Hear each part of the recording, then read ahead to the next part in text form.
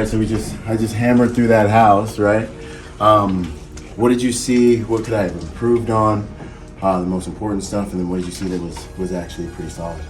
So that was a complicated lane. Oh yeah. That was a complicated lane, and I think what you did well was you knew when to turn it up a notch and knew when to turn it back down a notch, right? And you didn't let what's happening in this lane just get you so amped up that you were like, well, you know, I'm just gonna like pull through all these doors and do this hallway. And so I think you did that. That was well.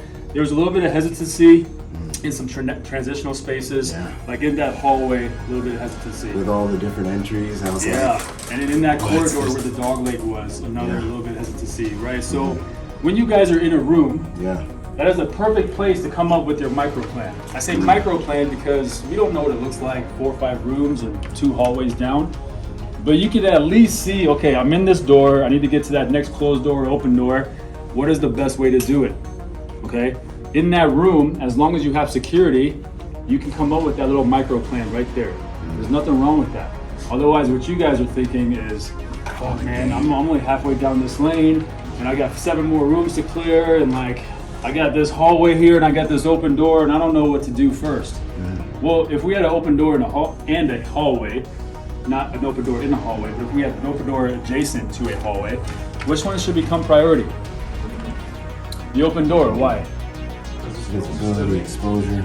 Yeah, because people can hide in the open door, but people can't hide in the hallway. They can hide down the hallway, but they can't hide in the hallway, right? So if that open door lets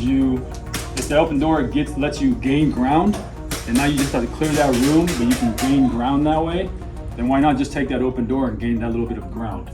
Once you clear that room, come up with another plan. Okay, I made it this far, let's see. I got this hallway, what's my next kind of threat? It's that open door to the left, or it's that door at the end of the hallway, right? But then I got this dog leg, right? So it's just like coming up with a plan, thinking ahead. But in order to do that, you guys have to keep your eyes open and continuously scan. What am I seeing? You know what I mean? And so I think what you did great was keeping your composure. Again, turning it up, turning it down. And then a little bit of hesitancy was there. The only thing I saw that on entry was you almost like cleared by fire because you just assumed he was in there, right? And somebody else made that mistake too. Where is he at? Right? But you can't just think, oh, the bad guy's in here, so I'm just gonna go in blasting, right?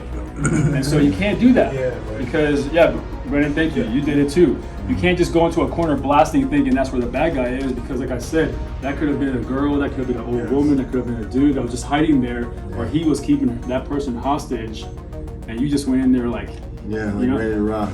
So it's intense. But if anything, if that's the last room or whatever, then let's slow it back down. Let's go back from a hastier dynamic back to a deliberate, right? I think it lends so much to the understanding that you have got to learn to think when you're under that much stress. You've got to, and you need to get comfortable with it. Jiu-jitsu guys, they're rolling around, they're chilling, you know what I'm saying? This is the same type of thing. So going to the range, you're not generally going to get this level of stress, you know? Like, you've got to, there's levels to this thing, you know what I mean? And learning to, and then also, you know, and this is why we got the soft skills in here. You're not learning as much when you're doing this than as we're doing this, going through these whole entire exercises and like really learning how to actually move and process. Because what I ran into was a thinking problem. Like, I was like, choice points, this is foreign, how do I solve this? The answer is there's no good answer. Decisiveness, violence, and then the principles that you've been teaching us with the angle. And it is. It's and you need repetitions. Right? That first time you get into the lion's den versus that 100th time you get into the lion's den is 9-day difference, right? That first firefight to your 50th firefight, 9-day difference. How did I get there? I got it through submersing myself in that environment, in those conditions over and over. And some of them I didn't have a choice, right? But it was like baptism by fire. I could only get to a certain comfortable, proficient level because I was exposed to it so often. So that is the missing link here right now. You guys just don't have enough time or enough reps. Right? And there's a couple of things we haven't taught you yet that we didn't have time for. But in the couple hours that we've been doing this, I can already tell that you guys are thinking ahead and you're seeing things in a different way versus the first hour that we were doing this, right? And that's the whole goal. is as we do it, we get comfortable, not just comfortable with the concept, but also comfortable with our own body's mechanics, what the procedure is, digging that corner, collapsing our sector, getting depth into the room, all that stuff, P-pause push into a hallway, right? You're getting more comfortable with that. And so if that's the case, then now we just need reps.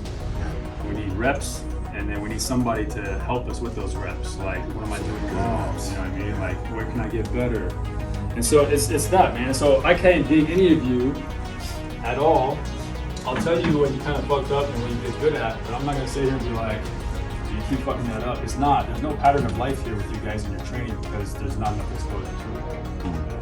But it's a good introduction to one-man CQB. The world. So you guys now have an idea of what one-man CQB feels like, what it looks like, and how it's operated, right? So now you have at least that, and that's a good standard. That's a good starting point because before you didn't have that. Right. And maybe you did, right? But you have now a better understanding of what it might entail. Become part of the Protector Nation. Go to protectornation.com to download the Protector Symposium and continue the learning. Let's make the world a safer place by making good people more dangerous. Out.